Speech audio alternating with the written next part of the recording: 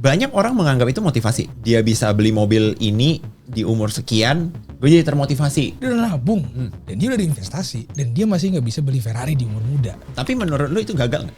What's going on di pasar saham kita? Boleh dikasih gambaran nggak?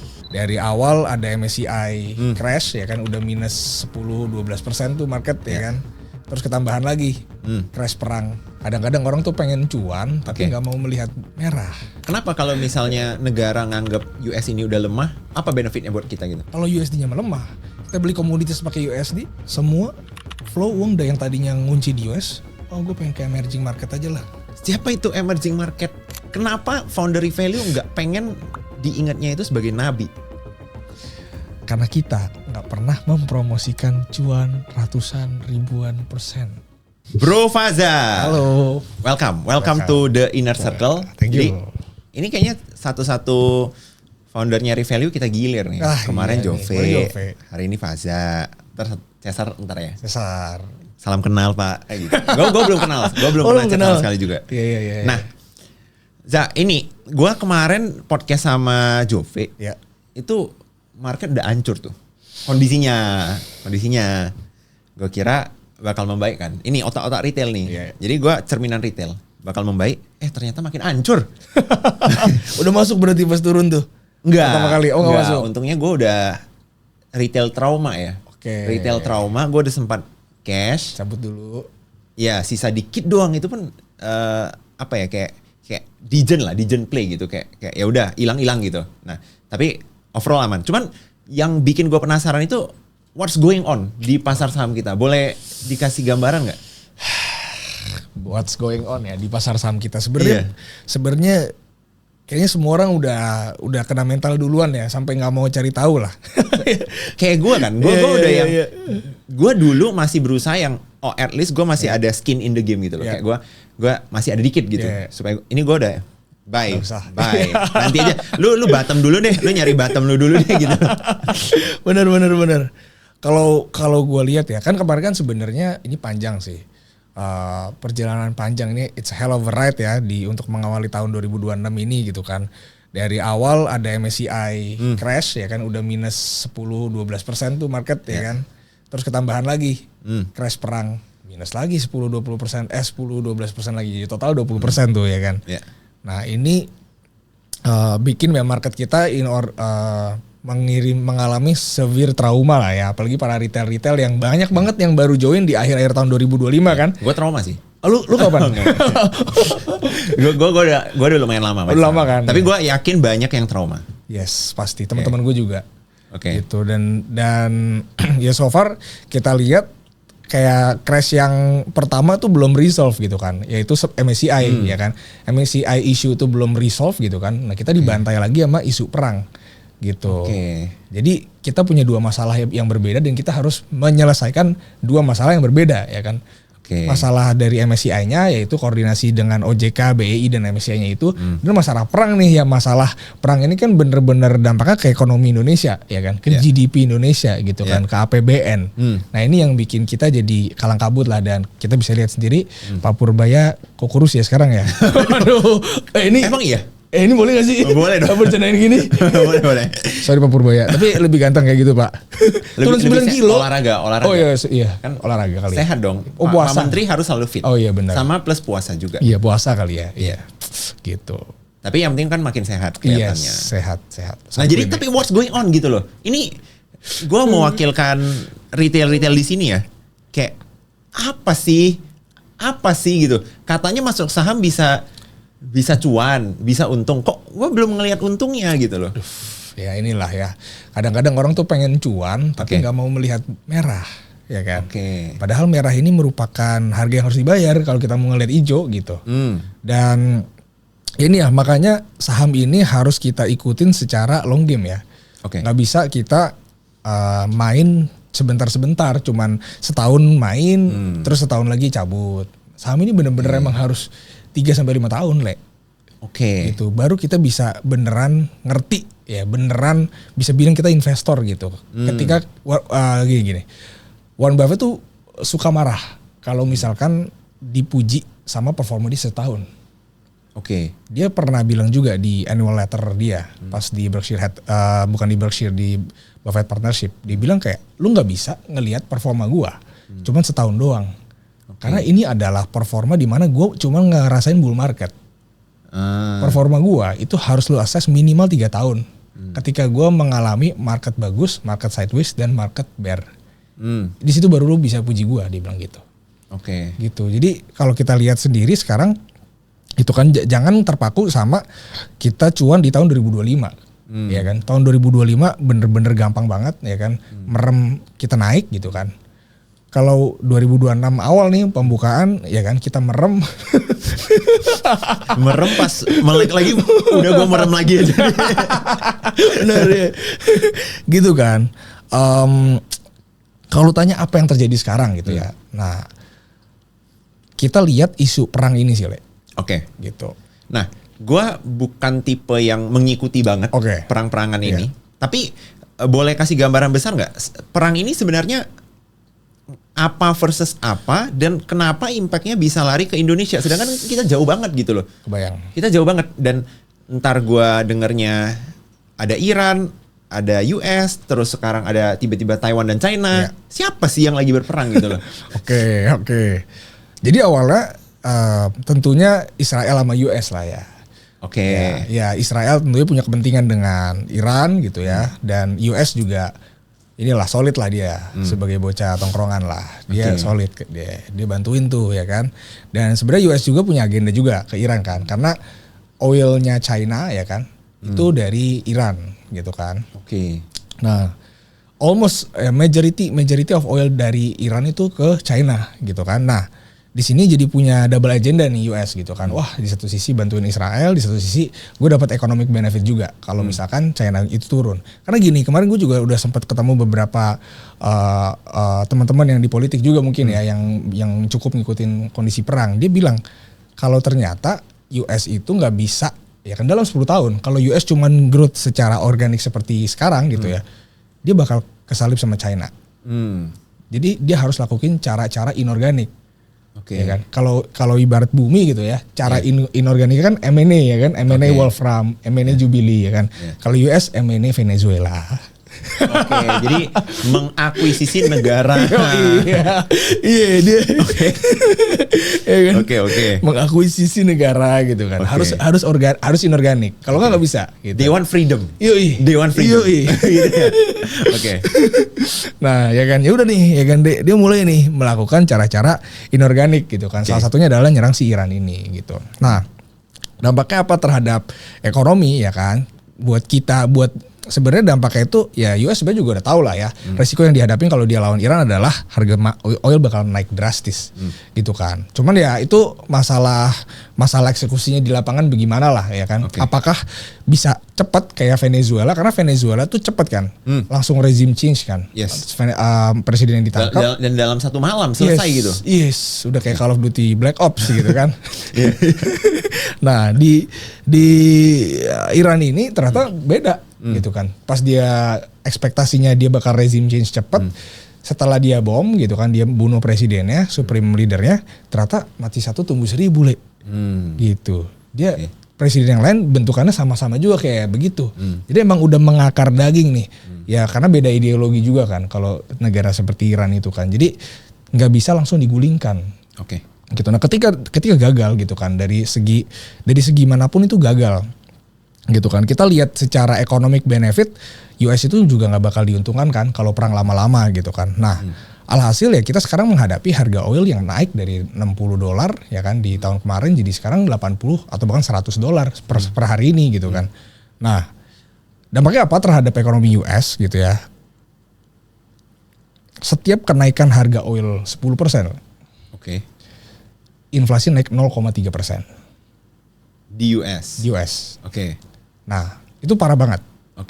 Karena dia target inflasi itu di 2%-an.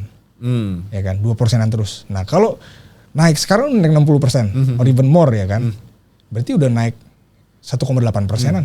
Udah hampir naik 4% ya kan, bisa-bisa inflasi di 4%. Nah, ini sangat buruk buat ekonomi US. Kenapa? Karena dia nggak bisa turunin suku bunga, Le. Gitu. Kalau ya kita lihat ekonomi sekarang lagi susah banget, cari kerja lagi susah. Karena ya bisnis nggak ada yang ekspansi, nggak ada yang buka lapangan pekerjaan, bahkan shrinking gitu kan karena AI gitu kan. Nah bisnis susah ya kan. Karena kenapa ya permodalan juga susah, suku bunga lagi tinggi. Nah itu harus diturunin tuh. Gitu. Nah itu kalau di US. Nah kalau di Indonesia dampaknya apa? Basically oil lagi gitu. Setiap kenaikan oil $10. $10. Iya. APBN jebol 10 T. Tapi kebayang paniknya gimana? Kalau misalkan yang bikin panik adalah kalau misalkan oil itu kayak rata-rata di $90 aja, APBN itu bisa defisit 3,6% kalau kata Pak Purbaya. Dan itu yang bikin haram, kenapa? Karena di undang-undang kita udah di state bahwasanya maksimal defisit itu 3%. Gitu. Tapi kemarin katanya bukannya ada isu mau di ini ya, dijebolin gitu. 3%-nya. Atau enggak? Jadi enggak sih? Nah, ini yang bikin karena gini kita serba salah sih. Kalau Prabowo bilang bahwasanya MBG tetap dijalanin gitu kan. Dan terakhir sih dia bilang state kita nggak boleh jebolin 3% karena 3% itu sakral. Gitu. Tapi di satu sisi ya kan, yang rusuh itu ada ini nih antek asing nilai. Fitch, Moody's, S&P ya kan. Lembaga-lembaga pemerating ini kayak nggak suka banget nih sama Indonesia kalau misalkan jebolin ke di atas 3%. Gitu, dan mereka ngancem bakal ngasih rating turun ya kan, rating downgrade. Dan indeed dua dari mereka udah ngasih rating downgrade ya. Indonesia outlook-nya downgrade gitu kan, karena defisitnya kemungkinan besar akan lebih dari 3%. Gitu. Padahal kalau kita lihat sendiri, negara-negara maju itu defisitnya jauh lebih besar dari kita. US, Jepang, ya kan, UK, mereka semua itu di atas 5% defisitnya, gitu. Dan negara ASEAN juga rata-rata di atas 3%. Kayak Thailand, Vietnam, ya kan, Malaysia itu semua di atas 3%. Ya, itu yang bikin gue juga bingung kenapa Indonesia di double standard banget, soalnya kita yang paling berdosa lah kalau misalkan kita melangkahi batas 3% tadi. Tapi menurut lu kenapa? Hanya ini yang tahu ya? Hanya para elit yang tahu gitu ya? Elit global nih yang tahu nih. Jangan tanya gue nih. Gitu. Nah jadi akhirnya kalau menurut lu nih, ini kan jadi podcast ini kan kita shoot pas 1 hari sebelum bursa ditutup Lebaran nih. Mungkin akan di-up di April. Outlook lu itu seperti apa? Karena kan ini kita dikunci nih selama beberapa hari, libur panjang, bursa tutup, apapun bisa terjadi nih. Apa yang lu lihat? Apakah setelah libur ini akan membaik? Apa memburuk? Karena lu kan lumayan ngikutin isu perang ini ya. Paling gini sih. Kita berarti what to expect gitu ya. What to expect. What to expect nih. Bisa rebound nggak gitu ya si market ini gitu kan. Yang pertama gue pengen coba highlight dari market risk dulu deh. Ya kan? Baru gue pengen highlight ke perangnya dulu. Habis itu gue highlight ke skenario-nya berarti bagaimana nih hari ke depan gitu kan. Nah dari marketnya dulu yang gue lihat, kita ini kondisinya mirip ya kan. Market yang minus kita kan minus kan 20%. Nah di dalam sejarah yang minus 20% itu tahun 2011 sama 2013. Gitu. 2011 ada krisis Greek gitu kan, Yunani waktu itu debt crisis. Ya kan, jadi takut ekonomi trickle down effect di Eropa gitu ya. Dan tahun 2013 itu ada taper tantrum. Waktu itu the Fed ngurangin quantitative easing, ngurangin sedekah lah, ngurangin cetak uang ke rakyat-rakyat gitu. Nah ini bikin market down 20% juga gitu. Nah itu dalam cepat loh, secara sekejap loh. Nah kalau misalkan kita lihat dari market behaviornya, yang gue lihat mereka ya kan recover itu butuh waktu 20 sampai 40 hari doang. Untuk recover? Iya. Recovernya ini balik ke 20%. ATH-nya? Iya. Balik ke sebelum turunnya? Oh wow. 20 sampai 40 hari. 40 harian gitu. Jadi dan kalau ditanya ya, kenapa recover? Gak ada jawabannya. Gak ada jawabannya? Gak ada good news apa gitu. Nggak ada. Jadi ngepam aja udah. Iya. Nggak ada jawabannya. Oke. Jadi di sini gue belajar bahwasanya market behavior itu turun itu pasti ada alasannya gitu kan. Dan bottom itu terjadi ketika satu ya kan liquidity-nya udah mulai kecil nih. Oke. Di bawah gitu kan. Artinya sellernya udah mulai habis gitu kan, bayarnya apalagi gitu kan. Nah, dan alasan mereka rebound bukan karena ada berita-berita baik, ada economic improvement yang signifikan atau gimana, pure ya udah naik aja, gap up aja gitu. Nah, itu yang pertama yang gue lihat dari sisi market structure-nya dulu gitu kan. Bahwasanya apa yang turunnya cepat, secara historis baliknya juga cepat gitu. Nah, sekarang kalau kita ngelihat fundamental isunya gitu kan, itu perang nih gitu. Nah, mungkin gue bisa timing the market dari mengikuti update perang ini gitu. Nah, gimana nih ya kan? Kan perang itu mulai dari tanggal sekitar 28 Februari gitu kan.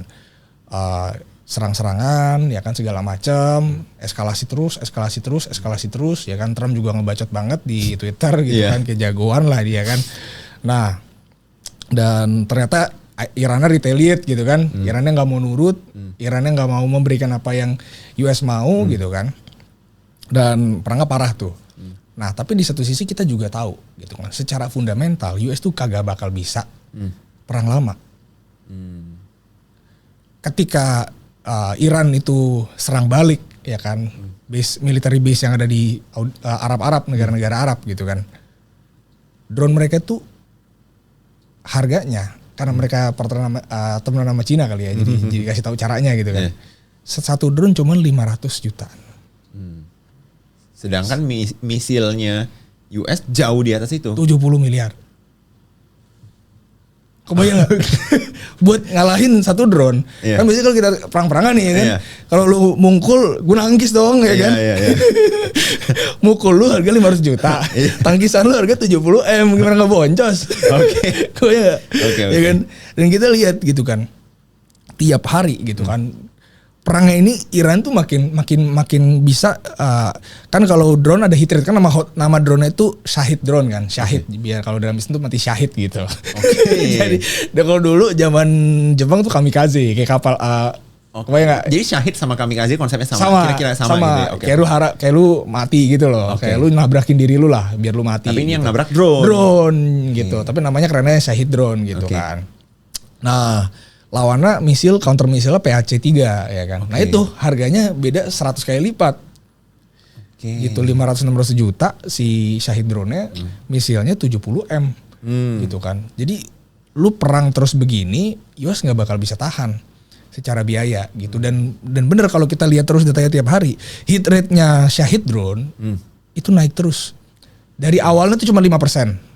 Hit rate ya. Jadi dari 100 misalkan dikirim ya, yang hit cuma 5. Artinya kan semuanya di counter sama misilnya. Ya kan. Sekarang sekitar 25%. Wow. Gitu. Jadi memang udah mulai worrying nih. Makanya si Trump ngebawel, anjir nih si NATO kagak bantuin gitu kan. Geng-gengan tongkrongan aliansi ini kagak pada bantuin juga nih yang Eropa gitu kan. Dan semua pada pengen ya kita lihat mungkin gua rasa ini sekarang udah waktunya ya kita ada tanda-tanda adanya dieskalasi dari satu pihak gitu, dari US gitu, udah mulai diescalate gitu. Kalau Irannya belum ya, gitu. Kalau US-nya purely kita ngelihat nggak ada yang mau bantuin ternyata, ya kan? UK bahkan ya Belgia nggak mau bantuin, bahkan Swiss pun ya kan sampai bilang kayak gue nggak mau ya, gue nggak better lu udahin, ya kan? Ngasih tone kayak gitu yang biasanya Swiss tuh non-block loh. Gitu. Jadi memang bener-bener ini dari segi sentimen belah sini gitu ya, udah mulai berkurang gitu. Nah gue lihat perang ini gitu kan, ketika udah mulai deeskalasi kayak begini dan dampak ekonominya banyak banget ya kan, selain daripada ya military cost gitu kan, dampak ke shortage komoditinya tuh gila banget dari mulai LNG ya kan, oil gitu kan, oil ngaruh ke sulfur, ya kan, sulfur ngaruh ke nikel, ya kan, ngaruh ke copper, ya kan, si LNG juga ngaruh ke pupuk, ngaruh ke, ya kan, aluminium, gitu. Nah ini bener-bener satu dunia komoditinya hancur semua gitu. Dan tentunya ini sangat worrying buat US, especially Trump, karena November nanti ada mid election, ya kan, dimana harus pilih senatnya nih, ya kan, kayak DPR DPD-nya gitulah, ya kan. Dimana kalau misalkan kita lihat data sekarang, ya kan, pihak oposisi itu voternya lagi lebih banyak daripada pihak Trump-nya gitu. Dan kan tentunya juga nggak ya bodoh juga ya kalau misalkan jadi presiden tapi nggak menang DPR DPD-nya. Dan katanya bisa dilengserkan. Yes. Kalau ini kan, kalau oposisinya lebih banyak ya. Oke. Gitu. Ya, or kita nggak tahu ya kalau lengserkan ekstrim juga ya. Cuman programnya ribet. Programnya nggak bakal berjalan seluruhnya lah kayak zaman Jokowi ditekel-tekel sama DPR gitu kan. Kayak gitu. Nah, jadi menurut gua apa yang dipertaruhkan Trump ini udah sangat banyak gitu kan. Bukan cuman gengsinya lagi, gengsi US secara negara gitu ya, tapi dirinya dia sendiri di perpolitikan juga udah mulai dipertaruhkan gitu. Nah, ini yang gue lihat bahwasanya si Trump ini udah mulai easing lah gitu. Nah, namun nih dari Iran, ya udah dia aji mumpung. Ya udah nih lu mumpung lagi ketakutan, ya udah gue gas terus. Iya. Oke. Jadi Iran ini malah jadi mencicil gitu, malah jadi maintain dia punya eskalasi gitu. Oke. Maintain dia punya eskalasi karena dia pengen. Di mana dikiranya kalau misalnya si US-nya nurunin kayak serangannya, dikiranya Irannya bakal ya udah lu turunin, gue ikut turunin deh. Oke. Tapi dia udah muak karena dia di rudal mulu kan tiap tahun. Iya. Si Irannya pengen ya udah gue pengen nyerang terus. Pokoknya sampai lu setuju kalau lu kagak bakal nyerang dan ganggu gue lagi selamanya. Gitu. Leave me alone. Gitu. Oke. Biar dia bisa gitu. Oke. Gitu. Nah, itu skenarionya sih mungkin. Ini gue ngomong terus gini atau nanti lu mau tanya-tanya apa gimana nih? Aman. Ini lu pecahin dulu. Kenapa outlook-nya lah setidaknya. Ya kan, tapi ini udah dua nih. Gak iya. apa-apa. Ini kan dua nih, udah market risk sama fundamental risk. Oke. Satu lagi tadi kan ada. Belum kelar nih. Oke, belum kelar. Oke. Lanjut. Ini Profesor Jiangnya Indo nih. Ini kita revalue aja nih kan. Karena ngurusin member aja nih, jadi harus update terus. Gitu. Nah, sampai mana tadi? Oke. Kan si Irannya aji mumpung, ya kan? Gue pengen memaksimalkan kesempatan ini gitu kan, dimana gue pengen gak diganggu lagi lah, gue pengen dapetin perjanjian di mana US nggak bakal ganggu gue lagi gitu. Oke. Nah, ya inilah yang kita lihat kalau misalkan ini beneran bisa terjadi gitu ya kita bakal bisa lihat pasar saham bakal naik gila-gilaan sih. Oke. Nah, stop sampai di sana nih. Oke. Gue pengen nanya nih. Nah, jadi gue kan kemarin mikirnya gini nih. Oke, perang, oil naik, dolar, gitu kan. Gue kiranya saham-saham oil ya, MADC apa itu bakal meledak. Enggak bro, makin turun bro. Malah yang naik oil yang dia jualan minyak sawit. Apa sih? Minyak kelapa anjir. Bener kan? Iya. Yang naik itu harga minyak. Tapi yang saham yang arah malah yang oil. Memang namanya oil, tapi bukan minyak itu gitu loh kan. Mungkin orang-orang ngerasain ini gue beli minyak kali. Iya kan, beli komoditinya kali gitu. Nah, jadi berarti kan gue udah melihat sekali nih.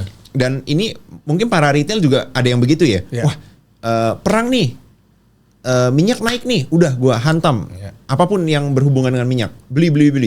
Ternyata turun. Nah, kenapa menurut lo ketika perangnya terjadi deeskalasi, malah saham minyak-minyaknya ini atau saham apapun itu ya bakal naik? Gitu loh. Sedangkan kan misalnya nih, let's say kita ngomongin minyak atau apapun lah, batu bara atau apa ya. Harusnya kan kalau misalnya perangnya udah selesai nih, harganya kan turun dong. Kan udah nggak tinggi lagi gitu. Kalau gue ngeliatnya gini, market itu kan driversnya satu story, liquidity. Gitu. Nah, sekarang story-nya ada, especially buat oil, ya kan? Tapi liquidity-nya nggak ada. Kemana liquidity-nya? Risk off orang-orang. Orang-orang risk off dulu, Oke. keluar dari pasar. Kalau gue tanyain teman-teman yang di pasar MI, rata-rata mereka nggak pegang saham. Wih. Gitu. Ya apalagi retail. Sama kayak gue ya. Iya kan? Iya kan lu aja males kan? Iya. Iya, benar. Iya kan? Nah, ya ini yang gue rasa. Tapi liquidity itu comes and go. Dia datang dan pergi, ya kan? Dia bisa pergi secepat itu, hilang secepat itu, dan bisa datang secepat itu, gitu. Cuma kalau gue pribadi gitu ya, sebagai quote-unquote fundamental gitu, fundamental investor, ya gue ngeliatnya story-nya terus. Gue fokus on story, karena liquidity gue rasa gue nggak bisa tebak. Oke. Gitu. Dan itu nggak akan pernah bisa ditebak lah. Liquidity itu benar-benar menurut gue pribadi too much effort lah buat gue bisa tentuin kapan liquidity-nya akan balik lagi dan lain sebagainya gitu. Dan ya tadi ada mismatch antara story-nya ada di oil gitu kan, tapi harga sahamnya nggak naik, ya pure liquidity play gitu kan. Tapi once ketika semuanya udah bisa mendigest information, balik lagi. Oke. Menurut gue liquidity bakal balik lagi gitu. Oke. Nah, pertanyaannya nih, berarti kan yang gue nangkep nih ya, menurut lo kalau misalnya terjadi deeskalasi di perang ini, terus semua orang sudah mulai berani masukin liquidity-nya balik, bakal bullish banget. Iya. Bakal bullish banget. Ini pasti teman-teman penonton di sini pertanyaan cuma satu. Jadi beli apa bang? Oke. Kayaknya lu udah bosan ya ditanya. Jadi beli apa bang? Bumi masih boleh masuk nggak bang? Coba. Beli apa? Misalnya, let's say. Iya. Top 3 pick lu aja deh. Oke.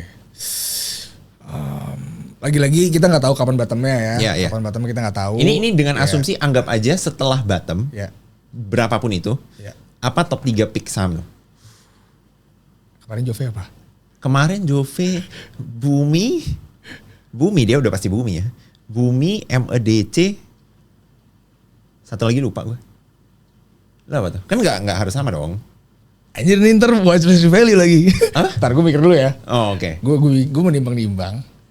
Apakah gue akan ngeluarin watchlist? Tapi jangan sih.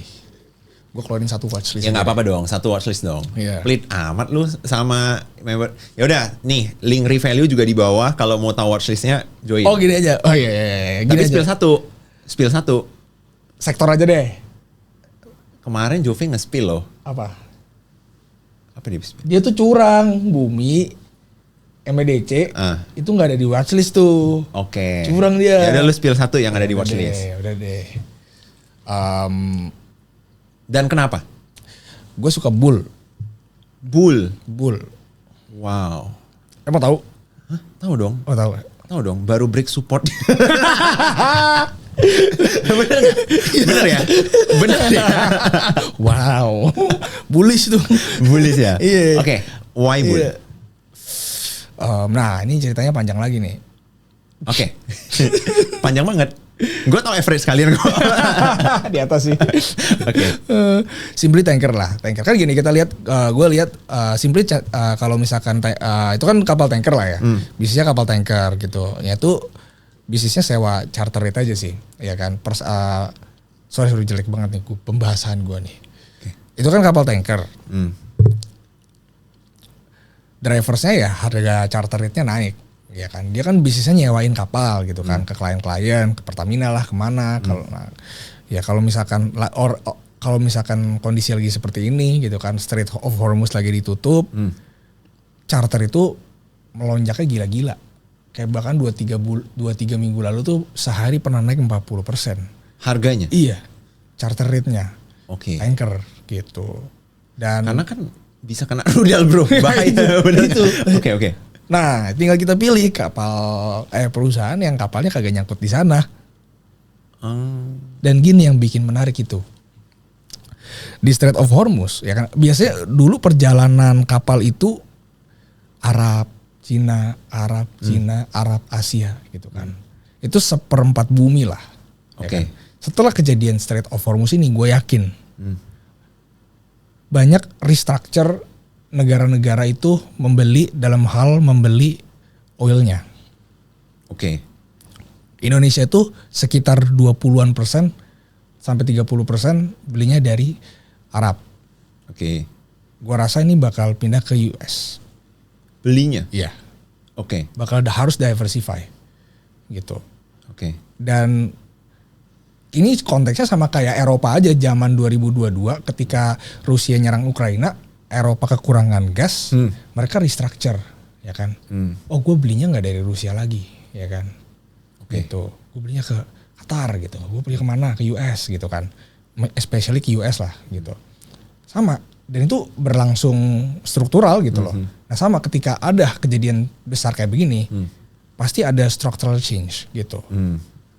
Kayak sekarang lu bisa bilang US punya strategic petroleum reserve. Itu kan tercipta karena ada perang di 1970 Yom Kippur yang bikin negara-negara, oh jadi gue harus punya reserve nih. Buat kalau misalkan ada perang, gue mesti punya gitu kan. Nah sama kalau misalkan ada kejadian besar kayak gini, Hormuz tuh kagak pernah ditutup. Baru sekarang ditutup. Gitu. Jadi gila banget pasti dampaknya. Orang-orang pasti langsung trauma banget. Dan ini bakal bikin negara-negara itu mengalihkan, mendiversifikasi. Dia punya oil supplier gitu, which ke US. Nah dampaknya apa? Ke emiten-emiten kayak tanker. Kalau misalkan ngirim oil dari Arab ke Asia itu sekitar 1/4 bumi. US itu setengah bumi. Jadi jaraknya 2 kali lipat. Jadi tanker ya kan butuh waktu yang lebih lama untuk ya kan mengangkut oil yang sama gitu. Nah ton milnya ini beda gitu kan, dan ini pasti bakal secara struktural menaikkan charter rate kapal tanker. Gitu, kasih new high gitu di harga charter rate-nya. Gitu. Nah ini yang gue lihat. Structural changes seperti ini yang maupun nanti perangnya kelar gitu ya. Ya ini udah nggak bakal bisa diubah gitu. Gitu. Itu yang gue lihat sebagai fundamental naratifnya emiten tanker lah gitu. Tinggal pilih aja tanker yang udah di spill bull. Iya sih. Tinggal pilih tanker yang kliennya luar negeri. Gitu, tapi ya. Nah ini gue nyempilin bahas revalue dulu ya. Itu kan salah satu pick ya di revalue ya. Karena gue di revalue, gue di dalam revalue. Jadi gue tahu. Iya dong. Gue tau average kalian juga, average sounder. Gue beli sekarang gue di bawah average sounder, bro. Jujur. Nah, pertanyaan gue adalah jadi di titik apa? Misalnya nih teman-teman di sini yang belum beli, gitu ya, yang belum beli. Kita mending nunggu satu momen apa baru beli, atau lu nggak bakal tahu momen itu, udah mending lu nyicil bego aja udah. Kalau mau nunggu momen, abis lebaran. Bukan hari ini? Enggak. Wah, padahal gue baru mau buka. Aduh, kan emang bisa, kan lu delete aplikasi sekuritasnya? Enggak dong. Oh nggak lu delete ya? Bukan gue. Jove masih megang. Jove easy tuh. Nah, berarti mending gue setelah lebaran. Tapi konsepnya apa? Beli langsung, nyicil atau apa? Atau nunggu apa? Nunggu deeskalasi perang kan? Nunggu ada tiba-tiba reversal candle kayak apa gitu loh. Kalau gue lihat untuk market itu dalam jangka pendek, sebulan 2 bulan ke depan, outlook-nya pasti kita punya 2 skenario kan. Apakah perangnya ini jadi perang yang udah selesai gitu kan? Yang ya udah US deeskalasi, Iran deeskalasi, kelar gitu kan? Atau ya kan? Iran ini mau perang terus gitu kan, nekan terus US sampai dapetin apa yang mereka mau. Gitu. Kalau misalkan ini terjadi, ya kan, ini pasti bakal lebih buruk dari yang sekarang. Bisa lebih buruk lagi. Bisa lebih buruk lagi, bisa turun lagi indeks. Nah, kalau revalue ngitung-ngitung di teknikalnya di 6.800 IHSG. Itu skenario doomsday. Doomsday. Kita pakai skenario doomsday. Tapi kalian juga nggak kebayang itu di bawah 6.800. Itu kalau itu udah susah lah, udah. Karena kita bukan global financial crisis sebenarnya kan. Semi-semi lah kalau misalkan oil. Jadi gini, oil itu emang bisa membuat ekonomi dunia severe ya, kayak kita Hormuz tutup 1 bulan, GDP dunia tuh turun 1%. Ya kan. Tutup 2 bulan ya kan. GDP dunia 2%. Minusnya gitu. Jadi memang kita lihat, nah kalau itu udah bisa dibilang udah hampir resesi tuh ya kan. Masuk resesi. Nah, kalau misalkan sampai tutup 3 bulan, nah itu udah krisis. GDP kurang 3% itu udah krisis gitu. Nah, kita lihat di sini gitu kan. Hormuz ini yang penting mau ditutup sampai kapan nih gitu kan. Bullish skenario-nya dibuka langsung ya kan, kayak tadi deeskalasi itu dibuka. Bearish skenario-nya gitu ya ditutup terus sampai doomsday, sampai mati semua tuh. Tapi doomsday-nya pun di view-nya kalian mentok 6.800 gitu. Okay. Nah, lu mau nunggu itu apa kagak nih gitu kan. Okay. Cuman abis doomsday kelar, wah itu surga dunia. Gitu. Surga dunia. Karena kita lihat ya kan,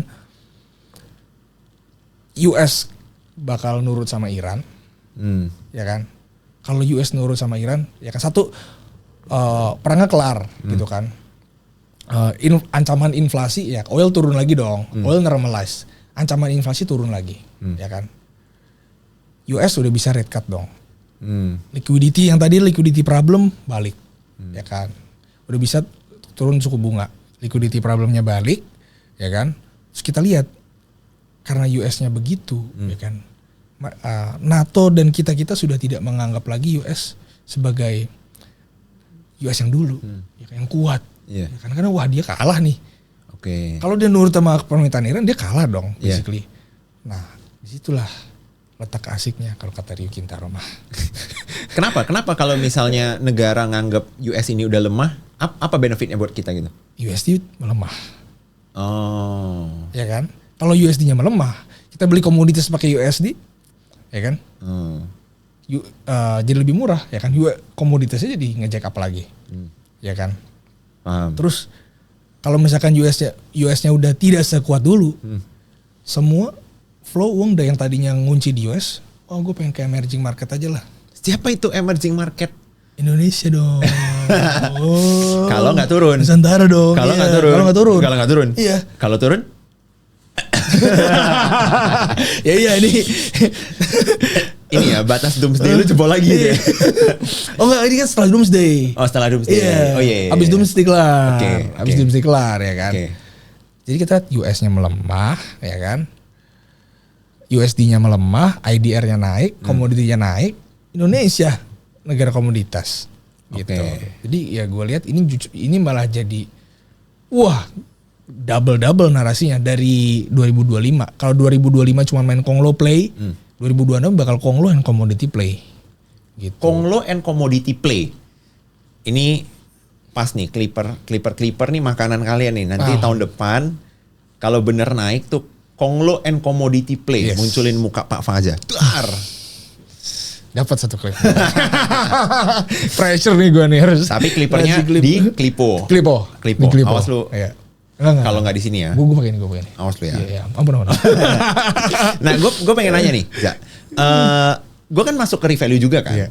Dan ini jujur ya sebagai user nih, cerita sebagai user nih. Satu hal yang gue rasa Revalue itu beda. Jadi gini, kalau market turun, lu mau ngikutin siapapun juga jelek lah gitu. Sangat kecil kemungkinan akan ada orang yang di tengah market seperti ini bisa tiba-tiba misalnya kemarin nge-call emas. Terus hari ini bilang, oke, exit. Jarang. Nah, tapi satu hal berbeda yang gue lihat terjadi di Revalue itu adalah ketika marketnya turun, foundernya malah makin gencar muncul. Dan kalian itu kayak nge-embrace loss gitu loh. Nge-embrace turunnya. Bahkan ada satu di Discordnya kan ada satu channel khusus pamerin loss. Iya. Bener nggak? Oh, lu lihat ya? Lihat dong. Iya. Terus ada lu pamerin juga ya? Oh, lu nggak loss ya? Lu udah exit. Hebat. Nanti gue loss yang jadi kan kalian udah 60, 50, gue 0,34 gitu ya. Sebelum di gue. Nah, pertanyaan gue gini. Apakah itu yang menurut lu juga pembeda Revalue dari banyak komunitas saham atau komunitas financial lain gitu? Kita nge-embrace loss gitu ya. Lebih ke ya apa adanya gitu. Apa adanya ya. Apa adanya, kayak tadi aja kalian juga pede kan bilang bull juga kalian average-nya di atas. Kan sedikit yang mau bilang kayak gitu. Iya, benar gitu.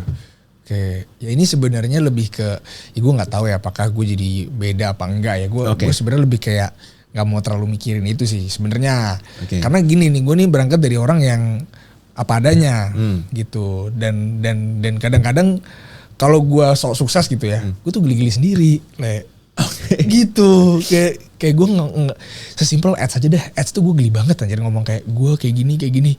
Sumpah. Oke. Iya, jadi gue berantem dulu sama Jove kalau Oke. mau ads. Gue gak mau ngomong kayak gitu anjir sukses banget. Iya, Gue iya. geli gitu loh. Nah, jadi emang gue pengen yang gue tanamin di Revalue itu dari foundernya sendiri. Kita apa adanya aja dah gitu. Kita manusia anjir. Kita jangan sampai dianggap sampai sebagai nabi gitu. Karena tapi banyak, nah itu yang kebalikannya yang gue Iya. lihat. Lu ngerti gak sih kayak banyak sosok-sosok lain memang goalsnya itu harus jadi nabi di finance, entah itu saham, kripto atau apapun itulah, gitu loh. ya cocok-cocokan sih. Kalau Oke, kata gue kayak kalau orang Indonesia lebih suka sama yang nabi. Oke. Lu nyarinya orang Bekasi, Bekasi. bukan orang Iya. Itu Bekasi sih, lagi yang kena. Gue orang Bekasi anjir. Gue tahu, Oh, lu tahu. makanya gue katain. Lu orang mana? Tangerang bro. Oh Tangerang. Wah, susah. Ujung-ujung. Gak bisa dikatain. Ujung-ujung. Gak bisa dikatain. Ujung-ujung. Ya gitu sih. Kalau gue ngerasanya di Revalue ini kita pengen apa adanya gitu kan. Kita pengen apa adanya karena satu kita pengen tidur tenang ya. Kita nggak pengen hidup dalam kebohongan gitu kan. Kita bener-bener apa adanya karena yang gue selalu tanemin. Kita kenapa coba menurut lo? Kenapa coba kita nggak pernah pengen jadi nabi? Kenapa? Itu nyebelin banget gue ya. Kenapa? Kayak gue cuman pengen gue ngomong itu biar lu tanya kenapa. Nyebelin juga ya. Nah, lang jadi jelek nih klipnya nih. Oke. Kenapa? Ini biar klipnya bagus ya. Iya. Kenapa founder Revalue nggak pengen diingatnya itu sebagai nabi? Karena kita nggak pernah mempromosikan cuan ratusan ribuan %. Oke. Kita nggak pernah declare. Kita nggak pernah mengajarkan ekspektasi ke member kayak lu tuh cuan harus ratusan atau ribuan %. Oke. Kita selalu doktrin return tuh 20% udah cukup kok. Realistis aja. Kita nggak pernah ngajarin member untuk beli Ferrari, beli Aston Martin, beli mobil-mobil mewah gitu. Dan kita juga nggak pernah flexing loh, ya kan? Kita nggak pernah mau ngelakuin hal-hal kayak gitu karena menurut gua itu nggak mendidik lah buat kejiwaan. Oke. Buat kejiwaan manusia Indonesia ya. Oke. Hal-hal gitu tuh sangat tidak mendidik lah. Yang kita selalu tekanin itu sandwich dihilangin Oke. dengan cara financial freedom Oke. gitu. Jadi, tapi nah ini menarik nih bahas per sandwichan Iya. gitu ya. Kenapa concern kalian itu di sana? Maksudnya orang itu kan rata-rata nge-push, yuk kita belajar saham supaya ya tadi bisa beli Ferrari, financial freedom. Ya. Financial freedomnya itu bukan financial freedom yang lu maksud, financial freedom yang naik jet, Oh, first class, gitu-gitu aja, kan? iya. Per sekarang aja gue merasa ya, Iya. konotasi financial freedom itu udah agak bergeser loh. Oke, setuju gue lagi. Contoh nih, misalnya gue bilang, Iya. gue orang yang financial freedom. Lu gak akan ngeproyeksiin gue misalnya nih, naik LCGC, walaupun itu mobil gue ya, Iya. naik LCGC, ngantor 9 to 5, pulang rumah di mana gitu agak pelosok gitu ya. Terus ya udah seminggu sekali bisa lah nge-mall sama anak. Padahal itu udah financial freedom kan sebenarnya ya. Iya. Tapi kalau gue bilang gue financial freedom, orang pasti mikirnya apa? Ferrari. Ya. Bener nggak? Benar. Jam 1 miliar. Bener nggak? Iya. Gue kemana minimal business class Iya. misalnya. Menurut lu kenapa itu bergeser? Ini gara-gara TikTok sih. TikTok. Gara-gara orang kayak lu. Gua? TikTok nih. Waduh. FYP nih. Kenapa tuh? FYP algoritma nih. Kenapa menurut lu Misalkan, karena TikTok? Coba bayangin deh ya. Oke. Dulu tuh ya sebelum ada TikTok kayak uang 1 miliar tuh gede banget gak sih? Kayak 1 M. Bentar, gue coba nanya balik. Tapi menurut lu, uang 1 M itu gede?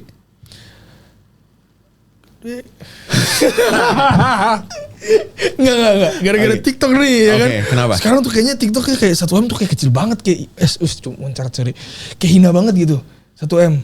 Oke. Ya kan kayak orang-orang tuh di sini yang dipamerin di TikTok tuh yang wah apa mobil-mobil yang udah nggak ada yang harganya udah dan seolah-olah itu adalah kebenaran yang semua orang harus capai gitu kan. Oke.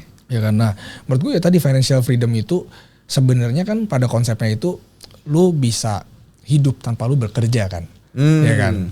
Lu bisa hidup, lu bisa menghidupi, lu bisa hidup meaning that lu bisa bertanggung jawab sama tanggung jawab lu tanpa harus bekerja. Kenapa tanpa harus bekerja? Ya asumsinya lu udah keriput pet kagak bisa kerja. Makanya lu gimana caranya biar lu udah tua tapi masih bisa bertanggung jawab. Oke. Gitu. Nah, itu financial freedomnya. Financial freedom, Oke. gitu kan.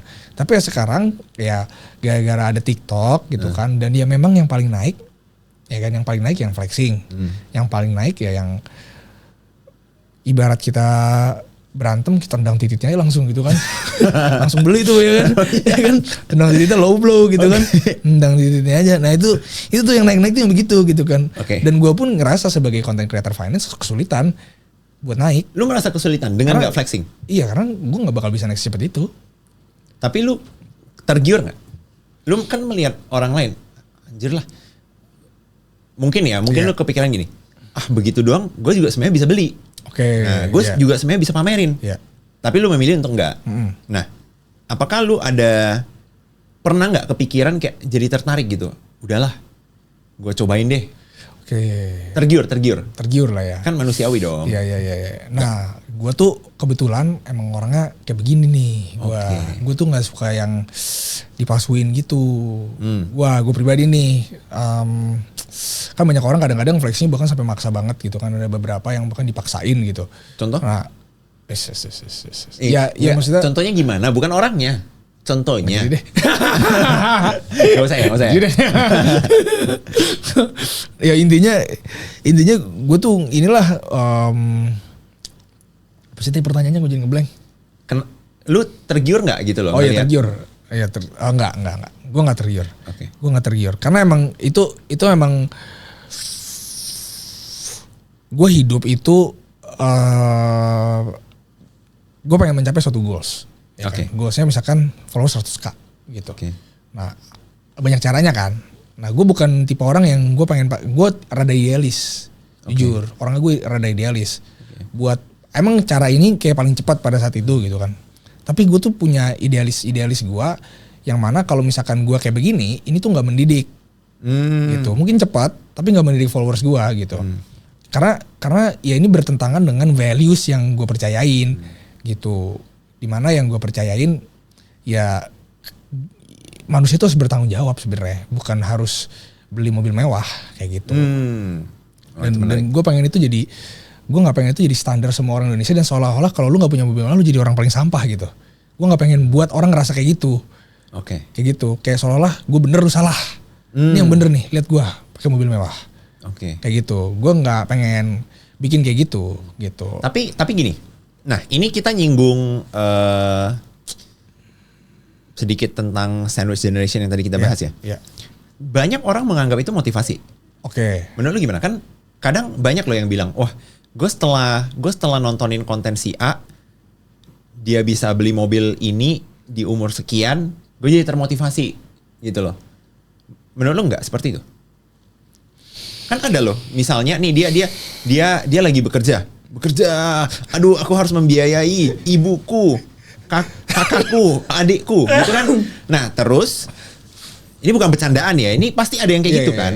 Terus dia udah terpuruk banget, aduh kayaknya udah mau nyerah deh. Sandwich dong, gue udah mau nyerah deh. Kan ini bukan tanggung jawab gue. Terus tiba-tiba dia lihat video seseorang, nih gue umur segini, bebas, finansial dari kripto misalnya. Dari kripto gue kebeli mobil, apa gitu kan, jam, wih ada ya kesempatan. Nah dari kesempatan orang jadi semangat. Tapi menurut lu nggak seperti itu ceritanya? Nih, menurut lu ya, lu kuliah, lu SMA bagus, misalkan let's say, terus lu kuliah di tempat yang bagus, dapat gaji 7 juta, lu gagal nggak sih jadi orang? Menurut lu gagal nggak jadi orang? Di gua nggak. Gua nggak merasa. Nggak merasa lu. Gua nggak merasa orang seperti itu. Atau orang, iya, lu nggak merasa orang itu seperti, lu nggak merasa orang tersebut gagal kan? Enggak. Terus dia karir naik, lama-lama 10 tahun kemudian gajinya jadi 15 juta lah. Gagal kah? Umur kayak 35 gitu, gaji 15 juta, gagal nggak? Enggak. Kalau masuk standar yang gagal enggak? Enggak kan? Enggak. Terus naik lagi gajinya jadi 20-an juta, umur 30-an, 40-an. Gagal nggak? Kenapa lu naikin terus nih? Enggak, iya. Gagal nggak menurut lu? Nggak gagal kan? Nggak gagal kan? Nggak, karena kan itu masih di atas dari standarnya orang-orang gitu. Terus dia nggak cuma kerja, dia bisa nabung juga. 30% dari total gaji. Let's say seumur hidupnya gajinya 15 juta, berarti 30% berarti 5 juta. Dia bisa nabung 5 juta per bulan. Gagal nggak? Nggak. Dan bukan cuma nabung, dia bisa investasi loh. Oke. Menurut gua nggak sih. Nggak yang gagal sih. Orang kayak gitu nggak bakal bisa beli Ferrari. Oke. Kebayang nggak? Paham. Dia udah kerja, dia udah nabung, dan dia udah diinvestasi, gitu. Dan dia masih nggak bisa beli Ferrari di umur muda. Tapi menurut lu itu gagal nggak? Menurut gue nggak gagal, makanya gue nggak mau bilang ini jadi motivasi, karena ini motivasi yang nggak bakal bisa lu dapetin anjir. Kebayang nggak sih lu? Oke. Kebayang nggak? Kayak itu tuh yang ya apalagi kalau nggak bisa investasi ya.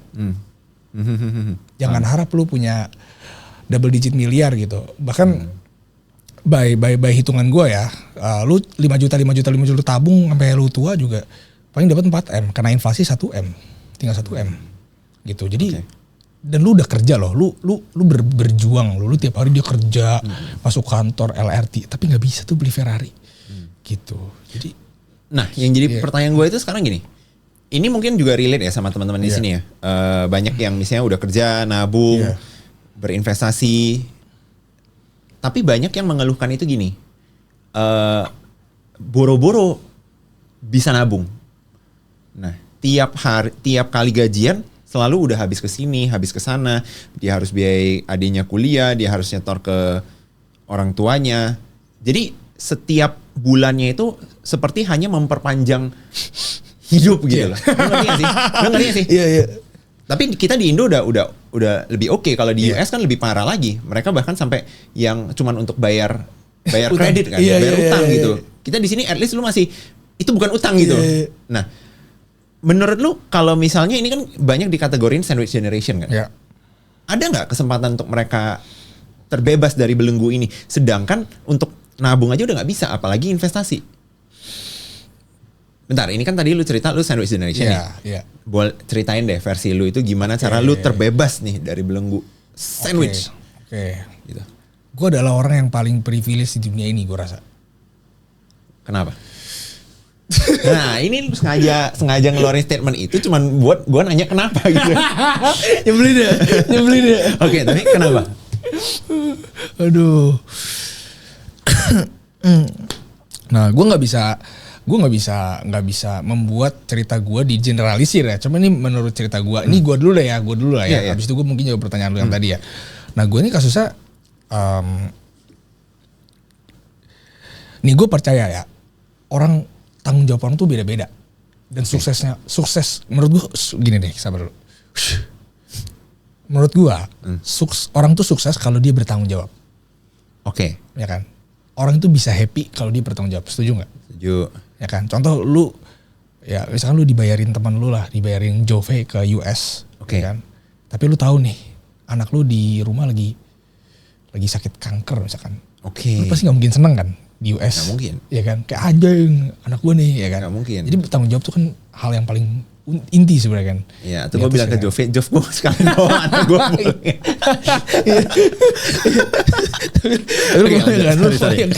Lu bayangkan. Tanggung jawab itu penting banget kan. Kayak di atas semua lavish life dan luxurious yang ada di sosmed gitu.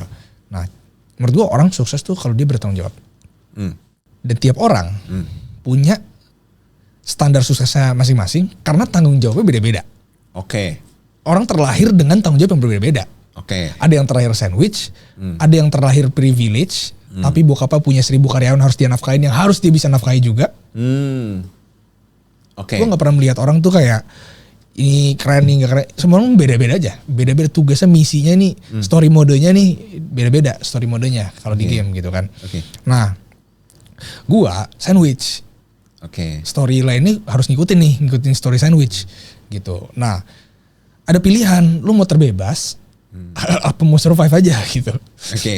Lu memilih untuk terbebas. Terbebas gitu. Nah, kenapa? Karena gue udah sadar dari dulu gue sadar dari dulu. Karena gue cukup dekat sama ayah gue lah. Gue suka ngobrol sama ayah gue. Dan gue tahu kalau dia tuh kagak punya tabungan, intinya itu. Oke. Ya.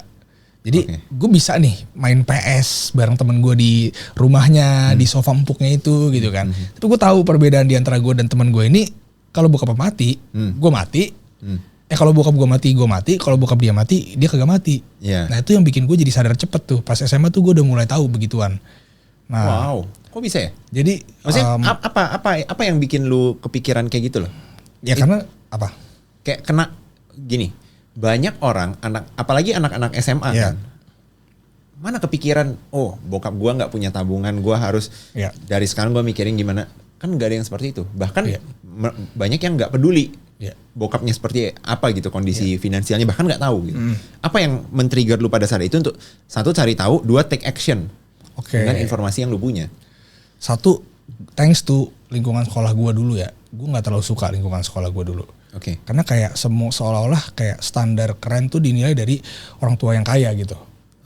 Kayak lu tuh jadi anak yang keren kalau bokap lu kaya gitu. Nah gue tuh gak terlalu suka. Kayak lu pacaran karena cowok lu misalkan cewek gitu kan. Gue pacaran sama dia karena bokap kaya. Kayak gitu-gitu tuh anjir. Dan itu seolah-olah kayak jadi buah bibir. Oh ini keren karena kayak gitu. Itu standar sosial yang gue gak suka. Dan thanks itu gue jadi bertanya. Gue jadi mempertanyakan, gue menjadi filsuf nih gitu kan.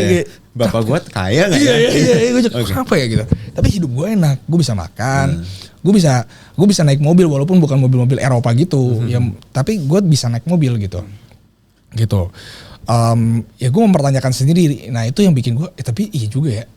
Ternyata ya gue mobilnya 20 tahun kagak pernah ganti. Sedangkan teman gue kayak ulang tahunnya dibeliin BMW misalkan gitu. Nah itu kan jadi ngaruh nih, jadi mempertanyakan nih, kok bisa beda ya gitu. Terus kayak gue mempertanyakan apakah dia keren, apakah gue tidak keren, gitu. Nah pertanyaan-pertanyaan itu mengarahkan gue pada definisi kekerenan yang sesungguhnya gitu loh. Apa itu menurut lo? Ya intinya value, lu jadi orang harus bervalue. Itu ujungnya bakal ke situ gitu. Cuman dalam proses itu kan gue jadi nanya ke bokap gue gitu kan, kayak ayah tabungannya berapa?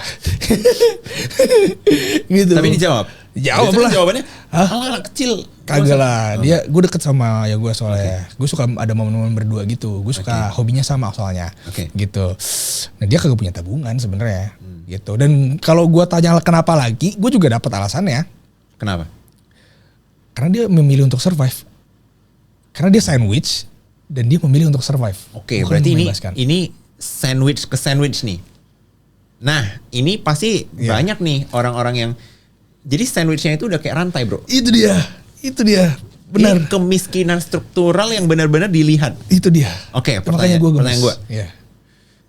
Ada nggak chance orang memutus rantai sandwich generation yang udah ada dari mungkin 5 generasi selanjutnya nih? Dari kakek buyutnya cuma nyari survive, ke kakeknya nyari survive, ke bapaknya nyari survive. Dia nih untuk pertama kali keluar dari belenggunya. Gimana caranya? Versi lu aja deh. Karena kalau misalnya ada caranya, kenapa nggak dilakukan 5 generasi di atas ya kan gitu. Berarti kan there's something dong. Apa menurut lu? Berat nih, gue suka nih kalau narasumber gue mikir nih. Ikut di value. Link di deskripsi. Terus dong. Jadi gini. Gue percaya Leo. Gue ngomongin lu Leo apa Leo? Iya Leo ya. Gue percaya Leo.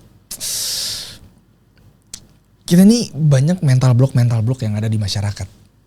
Contoh kayak gue udah miskin, udah susah, udah kagak bisa bangkit. Lu nggak tahu 5 generasi atas lu mungkin sultan di Sunda gitu.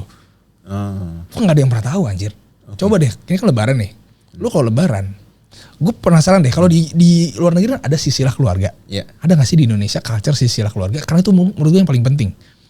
Itu kita bisa belajar cara leluhur kita menentukan decision making dalam hidupnya dan berdampak pada kondisi kita sekarang. Ini menarik nih. Kayak mungkin bokap gue kesusahan kacau, kayak kagak di sekolahnya kagak pakai sepatu, ya kan, kagak punya sepatu, bahkan beli sepatunya nggak bisa. Dan sandwich adiknya 3, dia harus nyekolin itu semua. Ya kan, dia mengorbankan banyak hal. Dia nggak nikah sampai tua biar menghidupi dan lain-lain. Dan dia mungkin udah capek sama tekanannya, jadi udahlah gue nggak mau bebas, gue mau survive aja. Yang penting gue nyekolahin kayak biaya sekolah gue, adik gue itu kayak setengah dari gaji dia. Jadi kayak kayak gede buat dia dan itu udah nggak bakal bisa nabung itu. Oke. Emang yaudah dah gue fokus biar anak gue yang sukses aja. Guanya cukup survive gitu. Cukup dari gue bocah yang nggak punya sepatu jadi bisa naik mobil walaupun mobilnya kayak 20 tahun kagak ganti, setirnya miring kagak dispuring-spuring. Kayak gitu. Oke. Ya kan? Oke. Kayak gitu, tapi yang penting dia happy gitu kan. Nah, kayak orang itu punya banyak mental block gitu. Kayak gue ternyata setelah gue pelajarin, mungkin kayak generasi bokap nyokap gue kagak kaya. Tapi atasnya sempet kaya. Oke. Atasnya lagi kaya. Apa yang menyebabkan ininya spiraling down-nya itu loh? Dari yang lu lihat. Kebanyakan anak. Oh gitu. Oke, jadi boleh dikasih gambaran nggak? Maksudnya dari A ke B, B ke C anaknya itu kayak jadi berapa gitu? Satu, kebanyakan anak. Dua, tidak bertanggung jawab sama keputusan di mana dia punya banyak anak itu. Nah itu juga bahaya tuh. Jadi menurut gua lu punya anak, tapi lu juga harus bertanggung jawab sama anak lu. Not only quantity tapi quality-nya dong. Gitu. Jadi kalau nggak salah ya generasi atas itu yang nenek gua itu anak kalau nggak salah 14 gitu. Iya. Oke. Tapi kaya. Pada saat itu kan kaya dong. Ayahnya kaya. Tapi dia masih oke lah. Jadi hidupnya sempat nyaman dong. Oke. Tapi pas nikah kagak nyaman, hancur kacau. Udah kagak nyaman 14 anak. Oh, enggak. Yang 14 anak ini enak. Enak-enak semua hidupnya. Hidupnya enak. Pas mereka semua nikah dan punya suami, nah itu kehancuran tuh. Oke, pertanyaan gue, kalau misalnya yang tadinya kaya dia punya 14 anak, boleh dong? Nggak boleh. Nggak boleh. Lu harus tahu juga cara didiknya gimana. Oke, karena 14 jadi nggak kedidik bahasanya. Iya, didikannya lah. Oke, terus? Ya, kalau misalkan kayak 70%-nya aduh ini jadi ngatain keluarga sendiri, tapi ntar coba dipikir lagi ya. Daripada ngatain keluarga orang lain. Ya. maksud gue kayak kalau misalkan didiknya benar, kayak pada kaya semua ya, bukan kaya semua ya pada bisa survive semua ya oke lah. Cuma kalau kayak 90%-nya oke. Aduh jangan deh. Oke, paham. Ya kan. Oke. Nah, jadi gini. Gue jadi punya pertanyaan. Kenapa yang gue lihat ya? Yang gue lihat ya. Ini mungkin benar, mungkin salah. Tapi yang gue lihat kenapa kenapa tertanam di Konoha ini banyak anak banyak rezeki. Jadi orang itu kayak udah susah bikin anak gitu. Itu dia. Kenapa? Lu setuju nggak banyak anak? Setuju. Banyak anak banyak rezeki, lu setuju? Gue pernah dihujat gara-gara nggak setuju, tapi gue rela dihujat sekali lagi. Gue bilang nggak setuju di sini. Nggak setuju. Nggak setuju. Kenapa? Rezeki itu nggak menurut gue banyak miskonsepsi lah. Konsep banyak anak banyak rezeki itu seringkali tidak dipahamin sama rakyat Indonesia. Banyak yang malah disalahartikan. Artinya nanti ketika anak gue banyak, terus gue pensiun, anak gue pada kerja buat gue, menafkahi hidup gue. Oke. Iya. Mikirnya gitu. Mikirnya kebalik-balik gitu. Oke. Mikirnya kebalik-balik gitu. Gila, anaknya dilihat jadi kayak ternak gitu ya? Itu dia. Lu gede. Kayak gue bingung aja, Ya tadi gitu. Padahal yang punya anak tuh susah mampus. Punya anak tuh susah mampus dan gak boleh main-main. Karena gue pribadi, pas bokap gue meninggal kan gue otomatis harus menggantikan bokap gue kan. Dalam konteks finansial dan tentunya juga harus mendidik juga adik-adik gitu kan. Nah dan di situ gue ngerasain sesusah apa didik adik gua. Wah. Berapa orang itu? Nah ini yang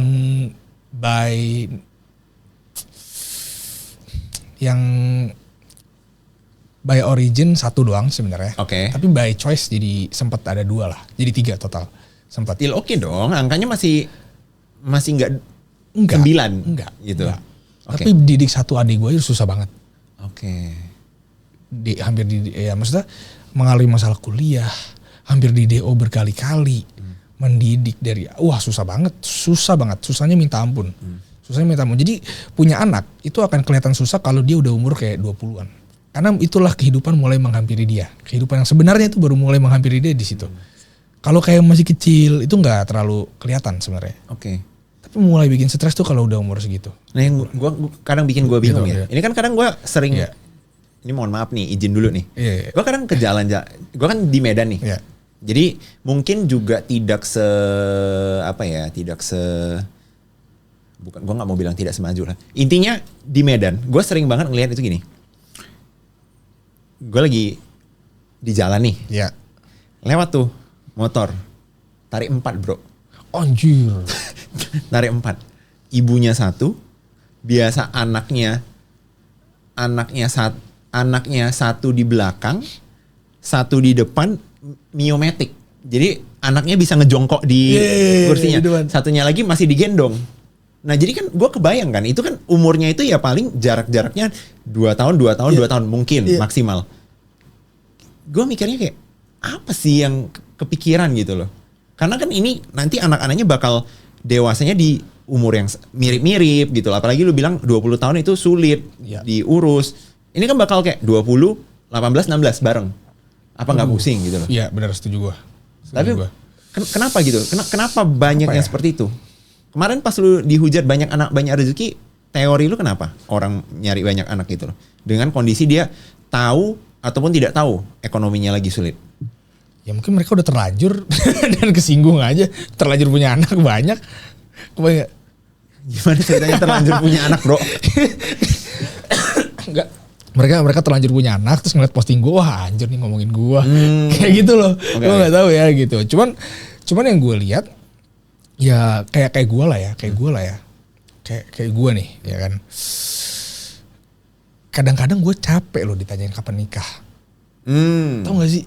Culture Indonesia tuh emang gitu. Oke. Kayak ini pasti gue ditanyain nih kapan nikah, kan udah punya uang. Nggak buru-buru tante aja cerai. Iya. Savage banget loh. Kasian sih tantenya kalau di gitu. Enggak. Canda. Iya. Kadang-kadang itu jadi misi para orang tua anjir. Itu juga gue aneh sih. Makanya hidup lu tuh kalau udah jadi orang tua ya, gak usah terlalu ngurusin ini apa. Hal kayak begini gitu loh maksud gue. Kan kita punya tekanan sendiri gitu kan. Dan kadang-kadang kayak seolah-olah tuh kayak temen gue udah nikah itu tuh yang bener. Terus yang kayak gue nih salah gitu. Terus kayak mana mama pengen lihat kamu punya anak. Mama mau sebelum mau meninggal mau lihat anak. What the fuck? Emang kalau lu ngelihat hidup kan intinya terus menikmati terus masuk surga. Emang kalau lu ngelihat anak gue lu jadi masuk surga? Enggak ada hubungannya gitu kan. Maksud gue kadang-kadang lu jangan menempatkan happiness lu sama anak lu gitu loh. Kayak gue gini, kenapa gue harus banget punya anak di saat ini gitu kan? Atau lu menaruh happiness lu menjadi tanggungannya orang lain. Itu. Lu ngerti gak sih? Kayak contoh nih, gue mau happy, gue mencari happiness gue dengan tanggungan gue dong. Benar nggak? Benar. Gue happy, misalnya gue happy jalan-jalan. Gue harus tanggungan gue adalah gue harus bekerja keras supaya gue punya duit untuk jalan-jalan. Ini happinessnya ditaruh di orang lain. Gue mau happy nih, tapi lu yang kerja ya, kan gitu ceritanya. Iya benar-benar setuju gue. Okay. Itu maksud gue. Jadi kan nggak adil ya. Tapi kenapa menurut lu ada standar? Ini kan jadinya standar sukses gitu loh. Bener. Bahasanya standar sukses. Standar sukses orang tua. Iya gak sih? Orang tua tuh sukses kalau punya cucu gitu. Iya. Kenapa jadi standar suksesnya itu? Contoh, lu kapan nikah? Lu kapan punya anak? Kapan punya anak cewek? Kapan punya anak cowok? Kan itu tidak sebenarnya nggak menentukan apa ya aktualisasi seseorang gitu. Bener. Kenapa menurut lo ada yang kayak gitu di sini? Bodoh aja sih orang Indonesia. Setuju gue. Sumpah. Ya, rata-rata IQ kita 70. Oke. Untung gue di atas sih. Dikit. Oke. Iya kan. Maksud gue. Ya kan. Terus. Culture. Seolah-olah kita tuh tunduk sama culture. Dan seolah-olah culture tuh segalanya. Kayak lu harus menghargai culture. Tapi tidak quality of life gitu loh. Tidak rasa tanggung jawab gitu. Ya itu menurut gue persepsi orang Indonesia yang selama ini salah sih. Ya tapi maklum lah. Maksud gue kita kan bangsa yang muda ya. Kita baru dijajah juga kan. Kita baru merdeka 1945. Berarti kita baru kayak 3 generasi gitu kan. Di Indonesia ini baru ada 3 generasi sejak Indonesia merdeka gitu. Jadi kita masih baru banget gitu. Dan menurut gue culture ini yang harus dipatahkan sama teori dan logika ya kalau misalkan di sekarang dengan cara ya finance ini itu bisa apakah culture tersebut realistis? Cuman menurut gue gue juga thanks ya dengan adanya culture. Gue nggak tahu siapa yang ngedoktin dulu, mungkin zaman Pak Harto apa gimana, kayak lu harus punya banyak anak apa gimana, gue nggak tahu ya kan. Nggak dong, malah pada saat Pak Harto bukannya keluarga berencana ya. Iya. Ketika mereka semua lagi ya berarti sebelumnya kali ya. Sebelumnya. Iya. Makanya Pak Harto mikirnya wah berlebihan. Iya, benar. Cuma maksud gue kalau kita nggak kayak gini kita nggak bakal jadi ekonomi terbesar. Masuk akal. Iya kan, kita kan ekonomi gila banget loh, ya kan. Jadi kita sebenarnya ini PR Indonesia udah benar gitu kan. Secara kuantitas manusianya udah ada. Kita nggak kayak Brunei yang warganya cuma 400.000 gitu kan. Yang kayak kalau lu jualan sabun di sana maksimal revenue 40 M. Udah lu udah jualan ke semua rakyat Brunei. Udah jualan sabun. Dan seluruh rakyat Brunei. Jualan beras juga terbatas gitu. Itu dia, susah banget tuh nyari duit di situ kan. Sampai penyanyinya itu Jas kan ke Indonesia tuh. Oh, iya kan? Iya. Gara-gara nonton di Brunei. Kalau konser tau gak lo yang dari matamu. Emang itu Brunei? Itu orang Brunei. Oh shit. Gila gak lo? Mereka ke Indonesia dulu, kenapa ke Indonesia? Kagak nonton di Brunei. Oke. Iya tahu kan lo? Iya. Jadi maksud gue ini udah jadi kesempatan yang bagus buat Indonesia. Karena secara ekonomi, secara rasa kita udah gede banget gitu kan. Secara GDP kita udah gede banget, top 10 gitu kan. Ya kan top 20 lah. Dan kita tinggal PR kita adalah yaitu gimana cara bikin kuantitinya jadi quality. Oke. Gitu. Jadi gak usah ditambahin lagi menurutnya, tapi dicerdaskan aja. Kayak gitu. Nah, sekalian untuk merangkum ini ya. Jadi kan kita tadi udah cerita tentang sandwich generation, terus mereka yang kita itu orangnya banyak. Iya. Tapi banyak yang juga nggak terlalu terekspos dengan dunia finansial ini gitu. Dan lu juga bilang kalau misalnya lu kerja nabung 5 juta terus kepotong inflasi, lu cuma punya 1 M ujung-ujungnya. Benar. Sedangkan kalau lu berinvestasi, lu bisa ada harapan lah setidaknya.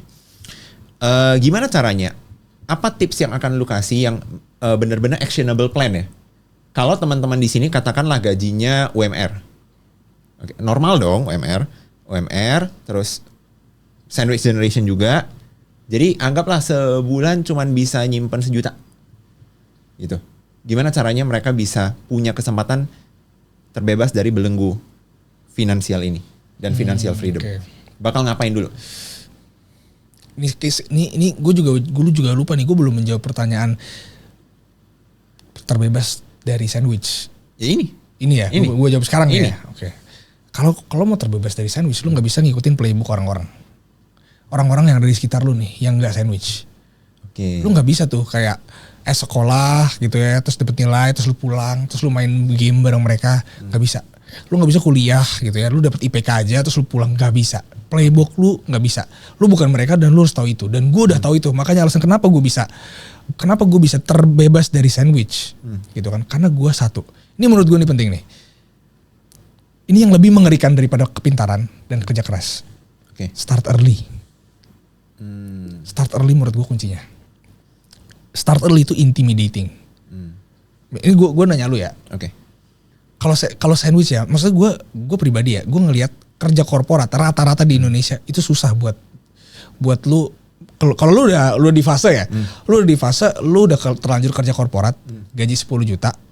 Gaji 10 juta nih ya, bagus dong. Bagus. Banget. Bagus. Iya kan? Iya. Tapi gak cukup buat sandwich. Setelah bokap gue mati, setelah bokap gue meninggal, expense keluarga tuh 20-30 juta loh.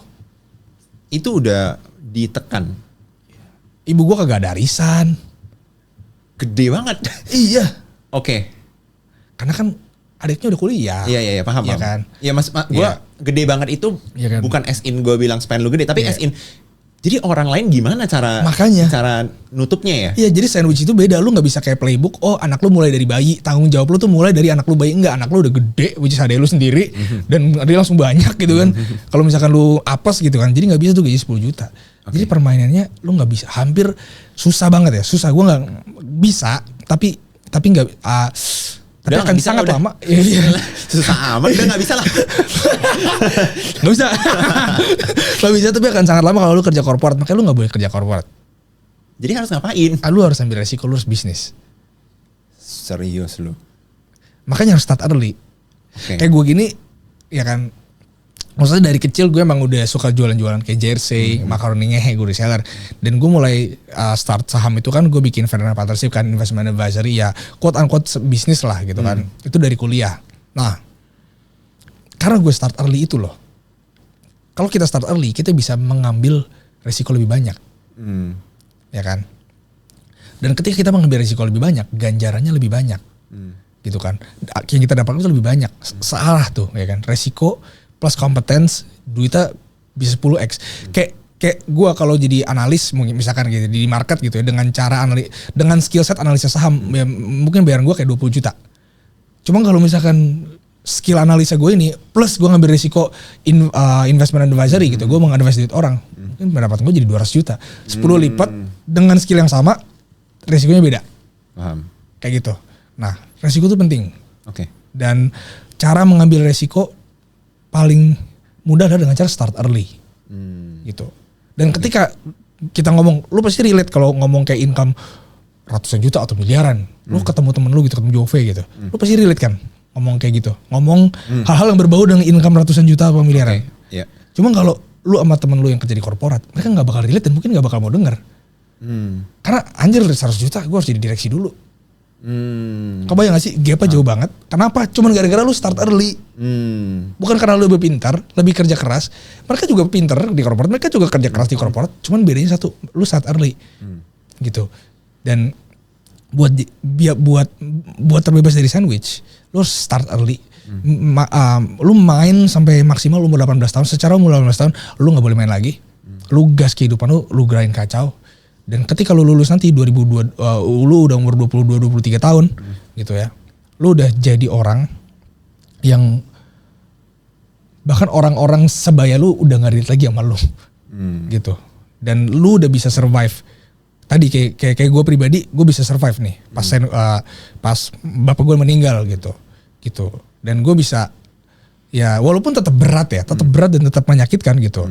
Tapi bisa ada harapan gitu. Sedangkan ya kenapa? Karena tadi gue ngerasa gue punya privilege-nya. Ayah gue bisa sekolahin gue S1 gitu. Dan gue terlahir di zaman teknologi. Beda ayah gue dulu zaman dulu gitu kan, lebih susah untuk survive gitu. Dan dia milih jalur yaudah gue untuk terbebas susah gitu.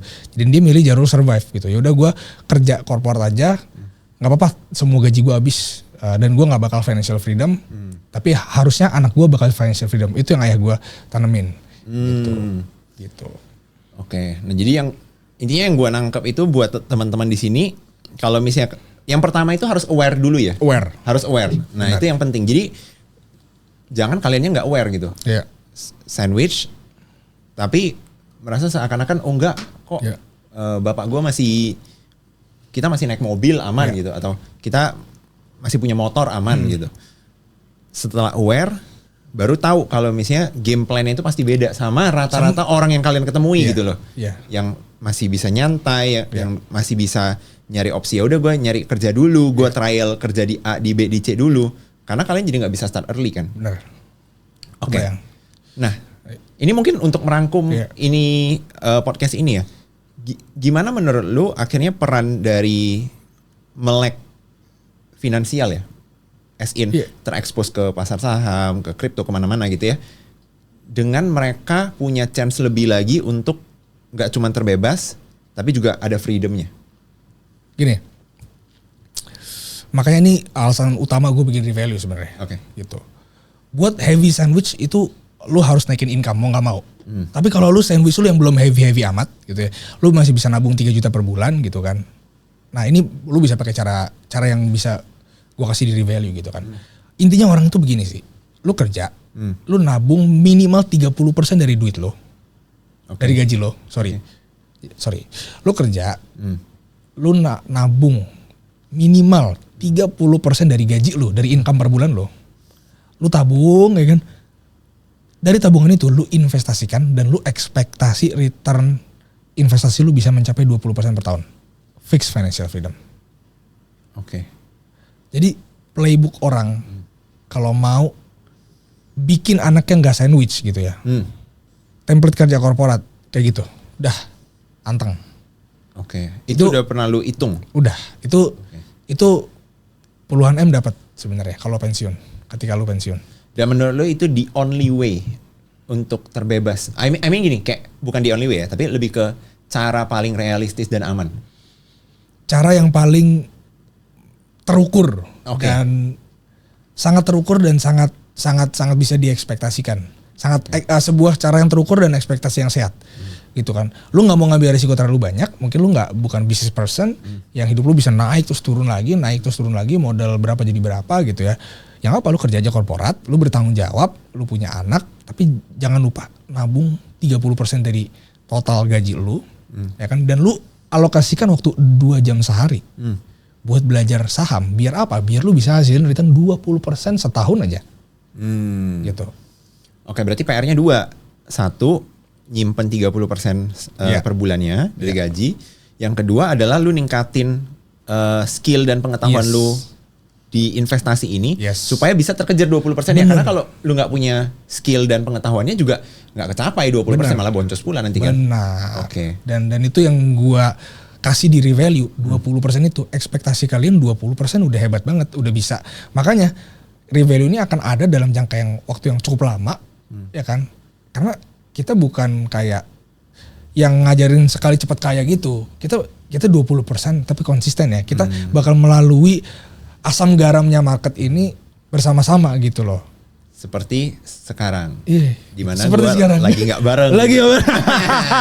Nanti lu ikut bareng lagi kalau naik lagi ya. Nanti gue ikut naiknya doang ya, izinnya. Oke. Nah, buat teman-teman yang udah nonton podcast ini dari awal sampai akhir nih bro. Mereka berarti apa ya, invested banget lah di cerita lu gitu. Ini satu jam lebih loh. Mereka invested banget sama cerita lu. Anggaplah mereka relate dengan cerita lu dan mereka pengen nih katakanlah terbebas secara finansial juga. Mereka juga masih muda, mungkin ada yang sandwich generation. Apa satu pesan penutup yang lu mau ngasih ke teman-teman di sini? Anjir, jadi tiba-tiba filosofis gini, bentar. Harus ya. dong, lu kan filsuf banget. Dari kecil aja filsuf. Orang mikir mau beli mainan, dia mikirnya bapak gua nggak punya tabungan gimana. Buat sandwich ya. Ini mudah kan? Iya. Menurut gua tadi ya, sebenarnya gua udah sampaikan sekali ya. Start early itu segalanya. Itu ngelebihin lu pinter, ngelebihin lu kerja keras, ya kan, start early. Grinding, dan yang paling berat dari start early itu pasti orang-orang di lingkungan lu nggak bakal relate dan bakal ada yang mengatakan lu salah, ya kan? Karena lu early dan lu masih kecil, kayak ketika gue mulai saham juga banyak yang bilang lu ngapain sih? Apaan sih lu modal kecil gitu kan? Apalagi gue dulu di SBM ITB kan, ada beberapa anak internasional yang kayak jurusan inter gitu yang bapaknya udah pada kaya banget. Mereka kayak somehow merasa gue tuh melakukan hal yang sia-sia dan salah karena gue kecil, karena gue ya modal gue kecil intinya, kayak gak bakal gede gitu kan. Tapi satu, tetap percaya. Start early itu akan membangun skill set lo gitu kan.